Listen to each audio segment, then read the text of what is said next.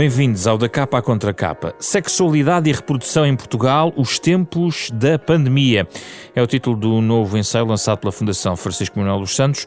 O seu autor é Miguel Oliveira da Silva, professor de Ética Médica da Faculdade de Medicina da Universidade de Lisboa, ginecologista e obstetra no Hospital de Santa Maria. A propósito deste novo livro, convidamos o autor e também Teresa Tomé Ribeiro, professora na Escola Superior de Enfermagem do Porto. A sua tese de doutoramento em bioética é exatamente sobre os jovens e ética da sexualidade. Vamos conversar sobre os efeitos da pandemia na sexualidade, na fecundidade, na reprodução dos portugueses nestes próximos 30 minutos no Da Capa à Contra Capa, a parceria semanal da Renascença com a Fundação Francisco Manuel dos Santos.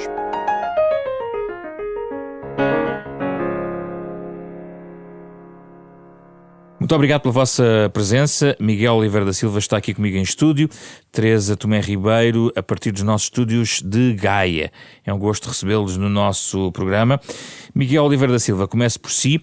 O seu livro vai para muitos caminhos que não nos remetem, como poderíamos eventualmente pensar pelo título de capa, para comportamentos da nossa casa, da nossa vida, dos nossos casais, das pessoas, das famílias, mas também para um enquadramento social, sanitário, de políticas públicas na área da saúde.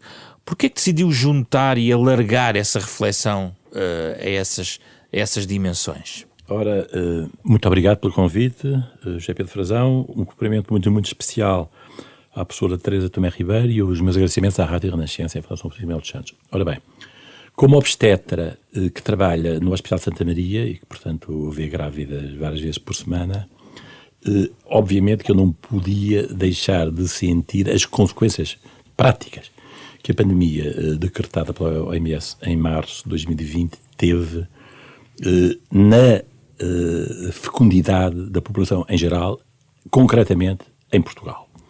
Obviamente que houve consultas que mudaram drasticamente, houve consultas presenciais que desapareceram durante vários meses, no meu hospital por 2 ou 3 meses, noutros por muito mais, por tempo excessivo, penso eu, em alguns casos, tanto em hospitais como em centros de saúde. Quando essas consultas presenciais retomaram, a grávida, ainda hoje em muitos hospitais, não pode ir à consulta acompanhada, sobretudo nos hospitais públicos, ou em alguns hospitais públicos, não pode ir acompanhada pelo respectivo marido ou companheiro, como queiramos, e muitas vezes teve que estar sozinha no parto e no puerpério a seguir ao parto. Ora bem, isto fez com que, seguramente, e com toda a apreensão económica e insegurança e ansiedade, desde logo à volta do vírus, o vírus provocaria lesões maternas ou lesões fetais, com toda a ansiedade económica e laboral, etc., fez com que, sabemos, temos esses dados hoje, a natalidade que já estava em Portugal em baixa, éramos já o 4º país mais envelhecido do mundo, o 3º mais envelhecido da Europa, se tenha acentuado essa quebra da natalidade por efeitos da pandemia.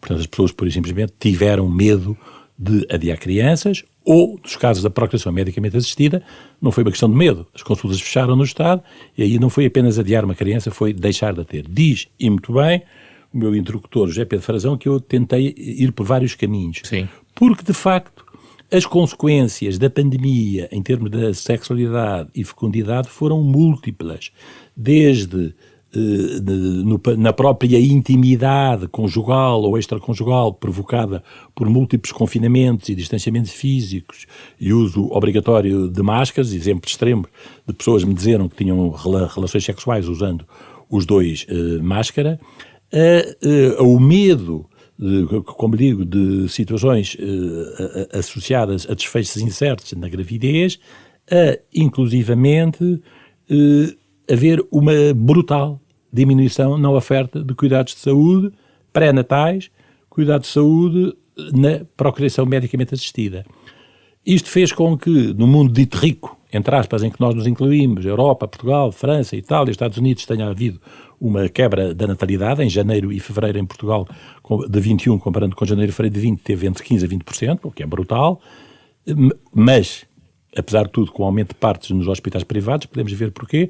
Inversamente, e para acabar de responder à sua pergunta, nos países muito pobres, isto por falta de acesso a métodos contraceptivos, que mesmo assim houve sempre entre nós, houve um aumento da natalidade por falta de acesso a contraceptivos, com aumento de pobreza, aumento de mortalidade materna, mortalidade infantil, violência doméstica, mutilação genital feminina, portanto, tudo indicadores que acompanham o aumento da pobreza. Não houve um debate que eu tivesse organizado sobre a pandemia que não tivesse chegado à conclusão do agravamento das desigualdades em todas as áreas e nesta também, e está também a fazer uma reflexão global, não é? Não é só Portugal, mas é também, sobretudo, em relação aos países mais ricos e aos mais pobres, não é isso? Seguramente, exatamente. A sua reflexão chega às vacinas, também fala sobre as vacinas.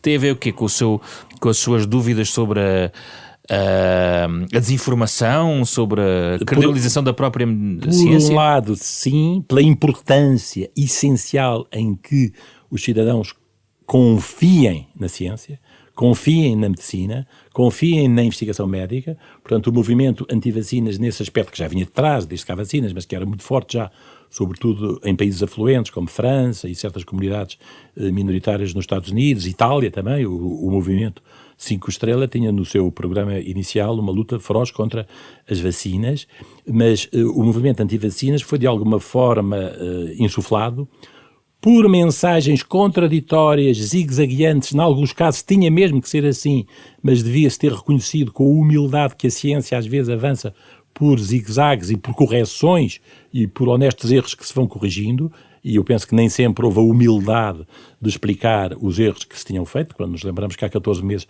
as autoridades sanitárias diziam às pessoas para não usar máscaras em Portugal, e portanto, de alguma forma, é importante perceber que nunca como hoje a ciência foi tão escrutinada. Como eu costumo dizer, nós vivemos há 14 ou 15 meses numa aula prática permanente de acessos equitativos e, portanto, tem a ver com questões bioéticas essenciais em termos de justiça, e neste momento vemos que as vacinas que foram um avanço científico, as vacinas contra a Covid-19, é dessas que agora estou a falar, porque não são contra o SARS-CoV-2, são contra a Covid-19. As vacinas contra a Covid, de prevenção da Covid-19, foram uma investigação brutal e fantástica da ciência em geral e com o apoio da indústria farmacêutica, que de resto também recebeu muito dinheiro, tanto do governo dos Estados Unidos como da própria União Europeia, isso é bom lembrar, e que neste momento nunca houve um escrutínio tão grande das questões científicas como porventura nos últimos 15 meses, e a confiança nem por isso aumentou. Repare, mesmo em Portugal, inquéritos recentes diziam-nos que 21% dos portugueses eram no mínimo céticos ou hesitantes em relação a receber, não quer dizer que depois não acabem por vir a recebê-la, mas com algum constrangimento, a vacina contra a Covid. E deixe-me só dizer, só para terminar, e esta iniquidade e injustiça é muito maior quando comparamos os países ricos, Europa e Estados Unidos, com os outros países do terceiro mundo, como de resto tem sido denunciado tanto pelo Papa Francisco como pelo próprio Secretário-Geral das Nações Unidas. Teresa Tomé Ribeiro, aqui tivemos no fundo um resumo daquilo que motiva Miguel Oliveira da Silva nas páginas de livro, que vai estar agora, esta semana, a partir de agora, disponível.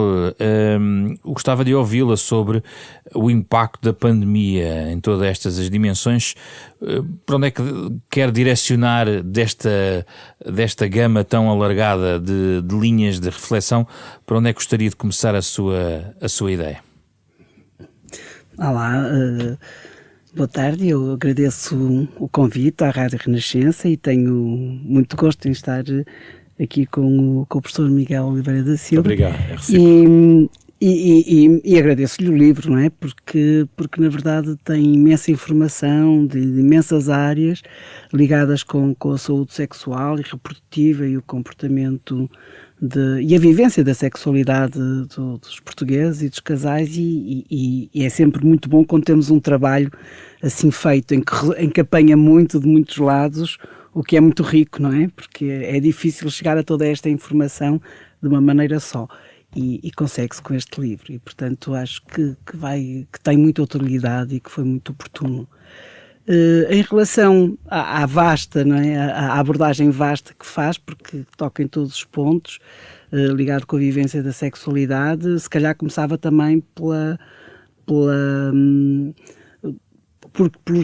mudança que houve e o transtorno que houve, porque acabou por ser um transtorno mesmo em relação ao seguimento da gravidez e ao parto e mesmo ao puerpério. Portanto, o primeiro confinamento veio perturbar bastante esse desenrolar que as pessoas estavam a prever do seu parto, do seguimento da sua gravidez. E podia ter sido de outra forma, ou não?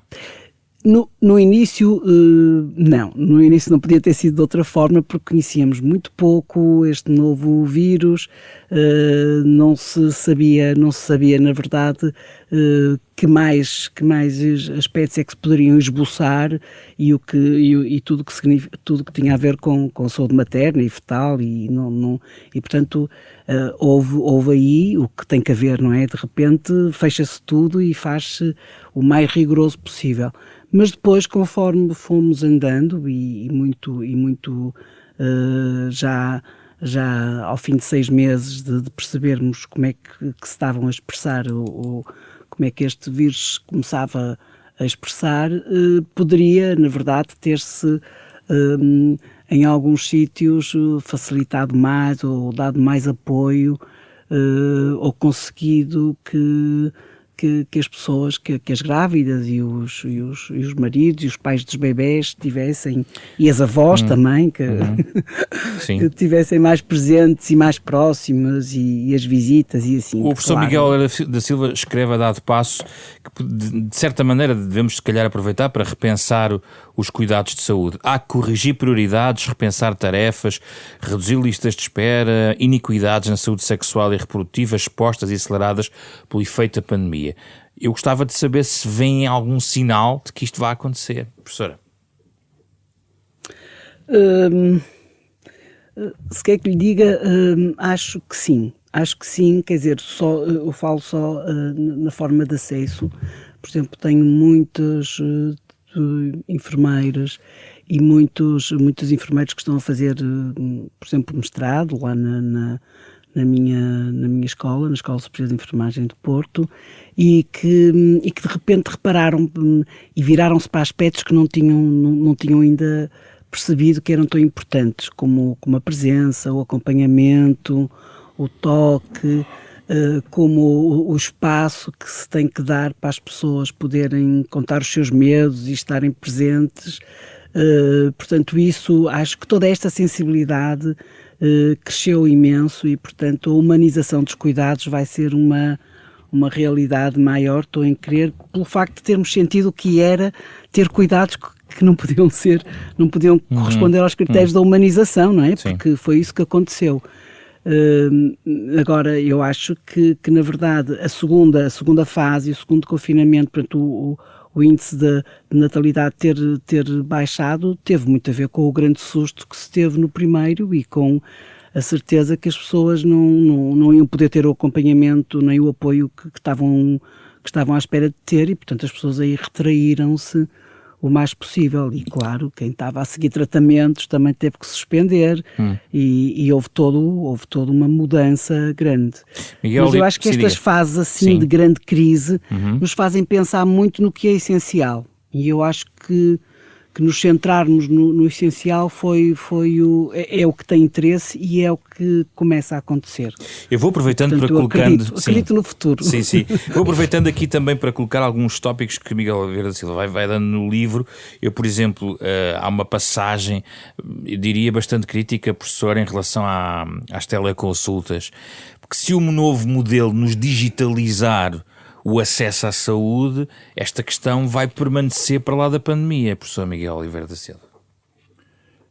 Sem dúvida que sim. Eu gostaria de primeiro realçar e sublinhar a importância que a professora Teresa Tomé Ribeiro fez sobre a humanização dos cuidados, a aumentarmos a nossa sensibilidade enquanto, digamos, nos centramos no essencial, e que nesse aspecto é evidente que nada substitui a presença. O próprio Papa Francisco tem falado sobre isso. Nada substitui a linguagem corporal, nada substitui o acompanhamento, o toque, um espaço próprio em que as pessoas possam, digamos, revelar o que as preocupa. E com toda a inteligência artificial, com toda a utilidade que o digital, da medicina digital, que indiscutivelmente te terá e que é uma inevitabilidade, há uma frase que é importante, é que eu gosto de que resto cito no meu livro, é que A medicina nunca pode deixar de ser uma ciência clínica apoiada em dados. Clínica no contacto presencial com os doentes. E nunca pode passar a ser o inverso, que é uma ciência de dados apoiada por clínicos. Portanto, não são algoritmos nem, excessos de poderes de inteligência artificial que vão ditar a humanização e a sensibilidade dos cuidados médicos, neste caso da saúde reprodutiva, neste caso da saúde sexual, e penso que um enorme desafio é repensar, em termos de políticas públicas, eu gostaria de ver o Ministério da Saúde e as diversas sociedades científicas, ordens dos médicos, concentrar esforços e harmonizar e haver uma consonância de interesses no sentido de privilegiar uma medicina humanizada na era pós-pandemia, pós-Covid. Sentiu também nesta dinâmica outra das grandes conclusões até agora da pandemia em nível social e económico, que foi a sobrecarga sobre as mulheres neste período? Sobrecarga sobre as mulheres em todos os aspectos, e isso também talvez seja uma das causas adicionais de quebra de natalidade dos países, digamos, mais afluentes, como é o caso, desde que sobrecarga das mulheres logo em casa, durante o auge do confinamento, em que têm não apenas elas que fazer teletrabalho, como que ter os respectivos que têm filhos em casa, muitas vezes, na esmagadora maioria dos casos, com condições logísticas deficientes e até com acesso deficiente à internet. Portanto, não apenas teletrabalho para a mulher ela própria, como para os filhos terem, digamos, acesso informático à escola em condições deficientes, além de todas as tarefas domésticas que já tinham. Portanto, houve esse acréscimo. Daí, talvez, que tenha aumentado, como se diz, uma pandemia dentro da pandemia, os casos de violência doméstica. Mas não precisamos de ir a esse extremo.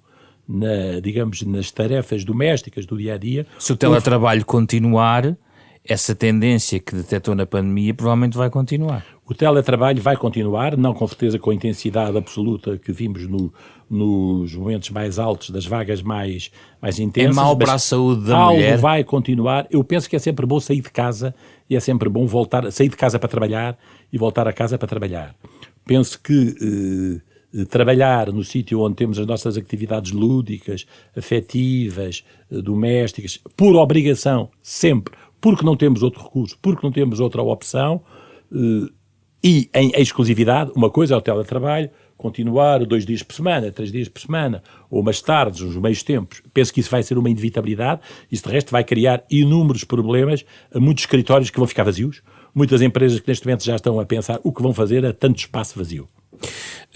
Professora Teresa Tomé Ribeiro, isto implica uma mudança também no comportamento das pessoas neste novo quadro. Gostava de ouvir também sobre estas alterações que podem eventualmente ficar depois da pandemia, sendo aparentemente aqui consensual nesta mesa de debate que os impactos da pandemia foram negativos e existiram claramente sobre a saúde sexual e na saúde reprodutiva.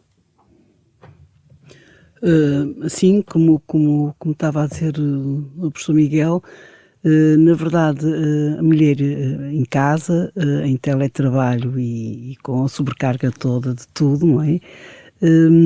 Foi um impacto grande. Isto porque não se consegue muito abstrair de estar a trabalhar e de estar a reparar que uma criança está a fazer qualquer coisa mal, ou está a sujar, ou a partir, ou Portanto, é difícil. Portanto, é saudável a mulher sair, ir trabalhar e conseguir ter estes momentos, não é? Como estava a dizer, de sair e trabalhar fora, e depois quando chega para um tipo de trabalho diferente. Isso é importante. Claro que também pode aproveitar bastante quando está em casa em teletrabalho, tendo as crianças na escola. Portanto, as coisas vão se poder mudar e conciliar, e vai haver muita gente a preferir sempre alguns períodos de teletrabalho em casa, que se concentra mais do que saída. Mas em relação ao confronto do futuro e do lugar de trabalho da mulher, por mais que queiramos achar que não, continuamos a ter uma visão negativa da maternidade. E as empresas e os empregadores, por mais que se diga, ou por mais que se tente passar a imagem de que não é assim, o facto é que têm. E, portanto, uma mulher que teve nesta crise, na pandemia, e que chega ao trabalho e com a possibilidade de estar grávida, não é assim muito bem encarado pelo empregador. Eu acho que, infelizmente, não temos ainda políticas que favoreçam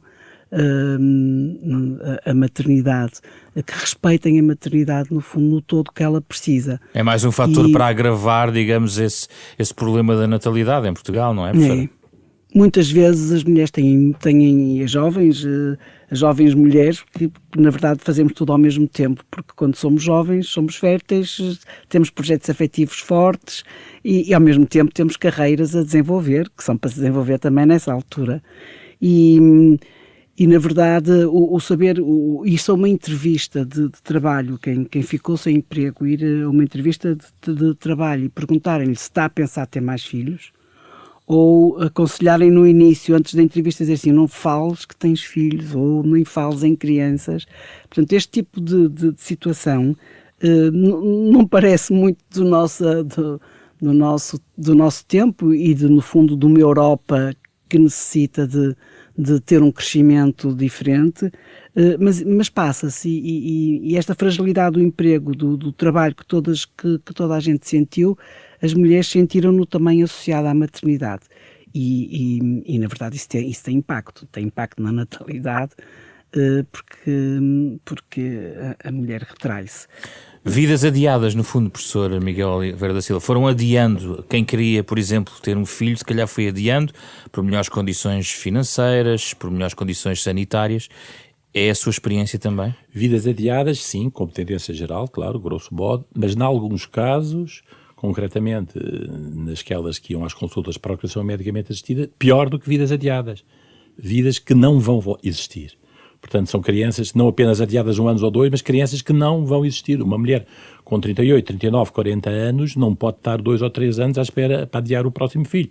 Pura e simplesmente o relógio biológico não para e, portanto, aí a situação é bastante mais grave e inexorável. É por isso que coloca a PMA também no seu arco das suas reflexões do livro. Absolutamente. Não foi apenas em Portugal, mas estamos a falar de Portugal, que a PMA levou um enorme rombo, mas é evidente que vão nascer nos próximos, já estão a nascer, foram concebidas muito menos crianças na procriação medicamente assistida, e isso vai ter consequências difíceis para retomar os valores anteriores.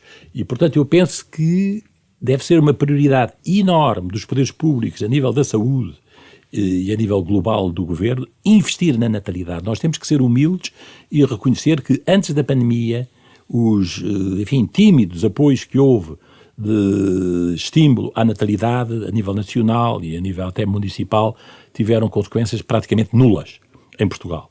E, portanto, temos que enfrentar isso como um dos maiores, se não um dos maiores, seguramente, problemas da sociedade portuguesa é o envelhecimento, a quebra demográfica que se acentuou imenso, e esta tem que ser uma prioridade discutida de uma forma participada pelos cidadãos com medidas muito concretas e muito rápidas em termos de poderes públicos para invertermos a quebra da natalidade. Há uma outra medida que se pode paralelamente, não em oposição, mas paralelamente pensar, que é o apoio à imigração com I qualificada.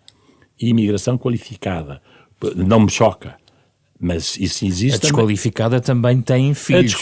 Tem, seguramente tem. E falou-se tanto de Odmira e fala-se tanto agora da população que foi tão esquecida e tão maltratada. Sim, seguramente. Apesar de serem, sobretudo, digamos, elementos masculinos e aparentemente haver muito menos mulheres do que homens. Nem sempre trazem na famílias, imigração desqualificada, que falámos muito, dos paquistaneses, nepaleses, indianos, etc. Mas sim, seguramente, a imigração desqualificada, ou pouco diferenciada, também tem todo o direito à reprodução. Agora, e aliás, isso é gravíssimo. É um outro indicador bastante desconfortável de falar, é quando nós vemos os próprios dados oficiais da Direção-Geral da Saúde, nos dizem que 20% do aborto a pedido da mulher, chamada interrupção voluntária da gravidez até às 10 semanas, 21% é em imigrantes. Ora, nós sabemos que a população imigrante em Portugal é 5 a 6%.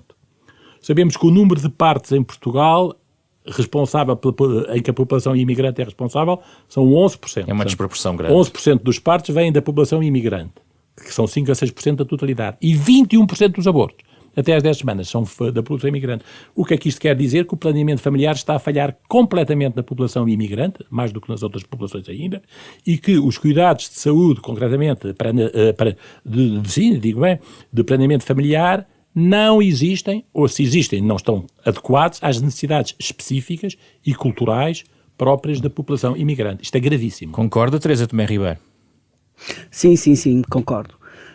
Nós, durante muito tempo, tivemos a preocupação, a nível da saúde familiar, de montar consultas de saúde sexual e reprodutiva multiculturais, adaptadas às diversidades da nossa população imigrante, e mesmo assim não se conseguiu, e portanto as pessoas não têm muitas vezes a informação da possibilidade de acesso que têm a consultas gratuitas, a uma consulta sempre aberta que existe nas unidades de saúde familiares, que existe para receber as mulheres que queiram fazer uma consulta de planeamento familiar, de saúde sexual e reprodutiva. Não têm essa informação e na verdade, depois recorrem só ao hospital ou às urgências no caso de problemas, e isso é grave e é uma preocupação a ter-se. Aliás, isso também se refletiu também na questão dos rastreios de cancros, não é? Sim, isso tudo, quer dizer, refletiu-se mesmo em tudo que tem a ver com a saúde. Com a saúde. Mas um aspecto que também tem vindo a preocupar é em relação aos jovens, não é? Em relação aos jovens, e isso também está muito bem expresso no livro do professor Miguel, em relação aos jovens e a toda um acesso de informação ou desinformação, um acesso a tudo que tiveram nos momentos em que estiveram parados, e os relacionamentos que tentaram ter através das redes virtuais.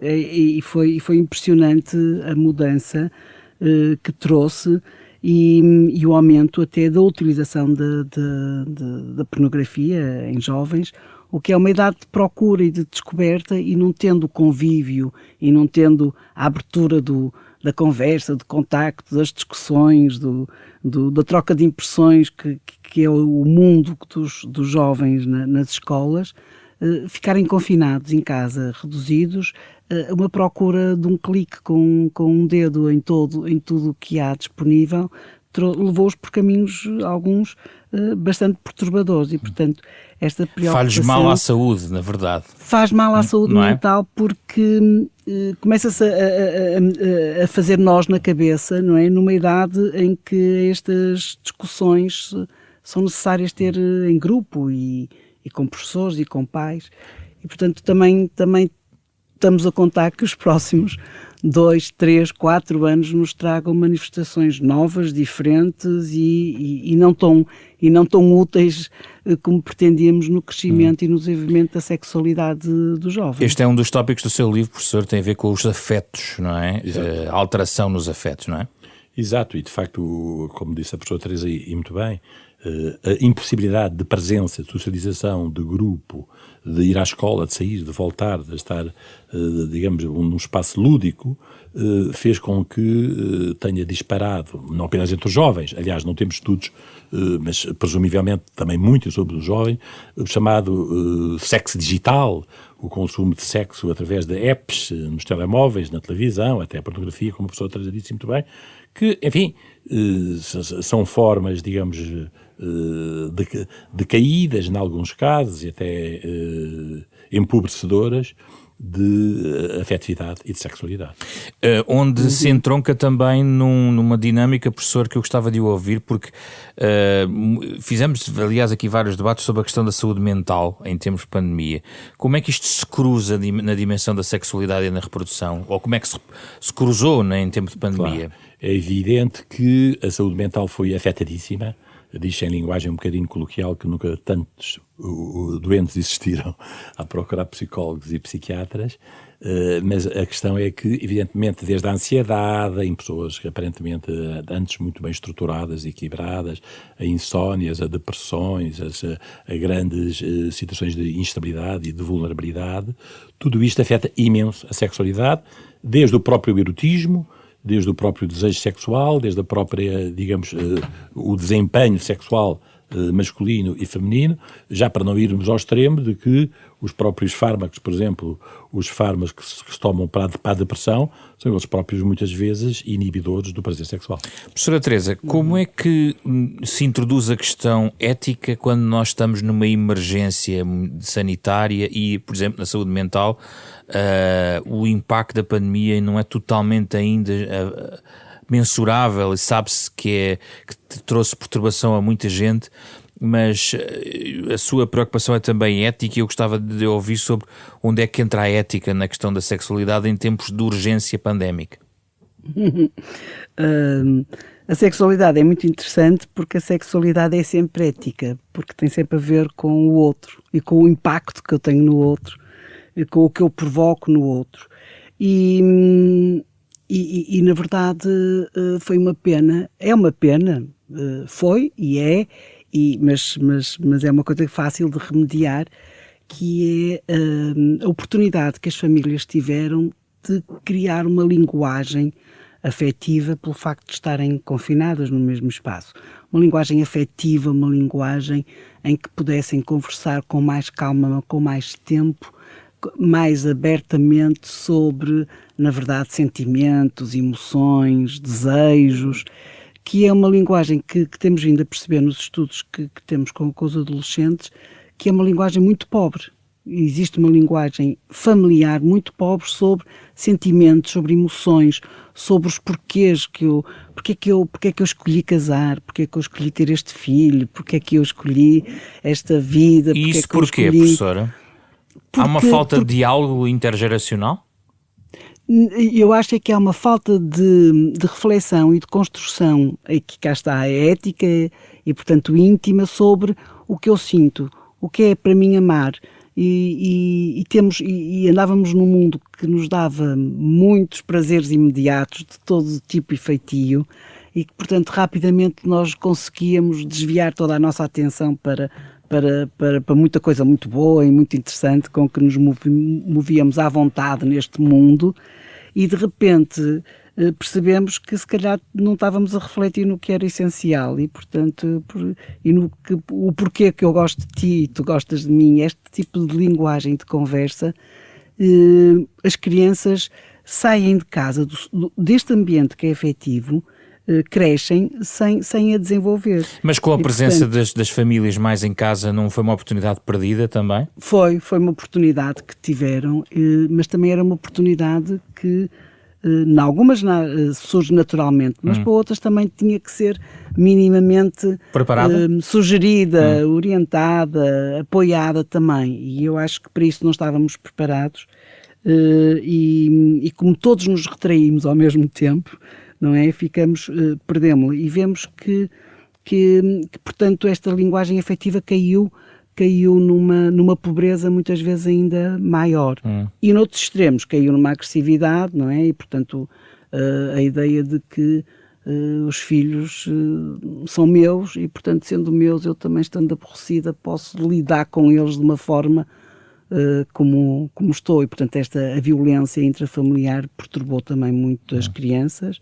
Outros pais deixaram os filhos ficar mais fechados, portanto, em vez de aumentar o diálogo, diminuiu e, por exemplo, ainda outro dia estava a ler uns artigos sobre novos fenómenos de violência, de uma certa violência e depressão sobre os adolescentes e esta nova pressão que se criou, que já não é da agressão sexual, mas da agressão afetiva, o que eles chamam breadcrumbing, que é como migalhas secas, em que há uma dependência nas redes sociais, conseguem criar uma dependência afetiva da mensagem que estou à espera e que fico presa e que não vem, e depois vem uma mensagem a dizer que afinal gosto de ti, e esta prisão afetiva ligada com as redes sociais. Eu gostava de ouvir o professor sobre isto. Professor. Eu estou basicamente de acordo, grosso modo, com o que a professora Teresa acabou de dizer. Apesar de tudo, há casos em que o confinamento obrigando a família, o casal e a família a estar mais tempo junto, teve um resultado positivo. Serão casos minoritários, seguramente, tanto na literatura, enfim, a literatura começa a aparecer nacional como internacional a esse respeito, por isso eu digo que estou basicamente de acordo com a descrição da professora Teresa, cujos resultados são basicamente negativos, mas houve outros minoritários em que a família se redescobriu, se reinventou, houve uma partilha de intimidade em que o diálogo aumentou, porventura famílias com condições logísticas muito mais satisfatórias, quem vive numa casa com uma área muito maior e com um jardim ou com uma quinta, ou quem tenha podido, casais que tenham podido durante o primeiro confinamento ir para a sua casa de fim de semana ou para a sua casa de campo. Há experiências dessas que são verdadeiramente gratificantes e enriquecedoras. Então agora sim eu quero perguntar Miguel Oliveira da Silva. Deixa-me só diga, professora. Uma coisa, sim, exatamente, eu tive algumas casais com crianças pequeninas que na verdade deliciaram-se, não é? Deliciaram-se por ter estado em casa, deliciaram-se com o bebê e com a hipótese que tiveram de ver aquele bebê crescer e fazer um ano, não é? E portanto, uma coisa que seria uma experiência, portanto, há uma ligação ali. De certeza que nas famílias com as crianças mais pequenas foi mais fácil esta vinculação afetiva de poder ver uma criança crescer. Claro, com os mais velhos é mais difícil, e com os adolescentes as pessoas têm que estar mais preparadas. E portanto, eu concordo totalmente com o que disse. Quer dizer, nós muitas vezes chamamos mais atenção aos aspectos negativos, porque achamos que são aqueles que nos preocupam em intervir, mas houve também muitos positivos e muita gente que percebeu o que é que era, na verdade, o centrar-se na família como era bom. Não é? Eu guardei este tema para o fim, e agora é a vez do professor Miguel Oliveira da Silva comentar algo que a professora Teresa disse, porque a sexualidade é ética. Professor?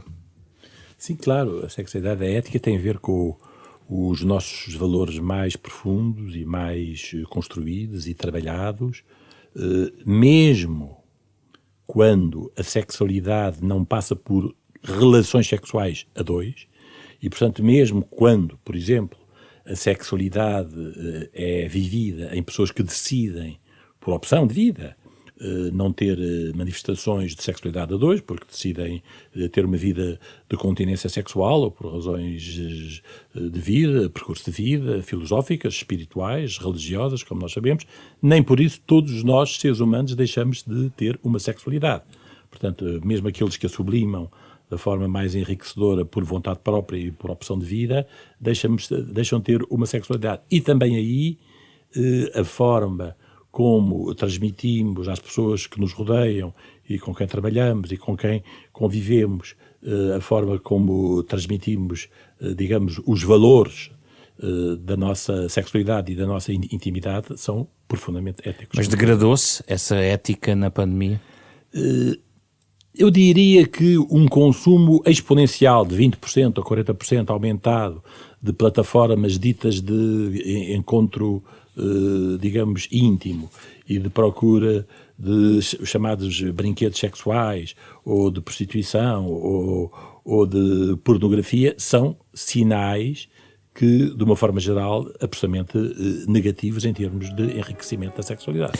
Agradeço a Teresa Tomé Ribeiro e Miguel Oliveira da Silva a disponibilidade para esta conversa. Muito obrigado a ambos. Falámos sobre o mais recente ensaio publicado pela Fundação Francisco Manuel dos Santos, autoria de Miguel Oliveira da Silva, Sexualidade e Reprodução em Portugal, os tempos da pandemia. O livro já está, por estes dias, disponível para ser adquirido. Um destaque desta semana da Capa Contra Contra Capa, programa da Renascença em parceria com a Fundação Francisco Manuel dos Santos. Está a ouvir o genérico original deste programa, composto pelo pianista Mário Laginha. Pode ouvir este programa na totalidade nas plataformas digitais de podcast disponíveis no mercado. O programa com Carlos Vermelho, André Peralta, Ana Marta Domingos e José Pedro Frazão. Regressamos na próxima semana para debater outro tema neste programa.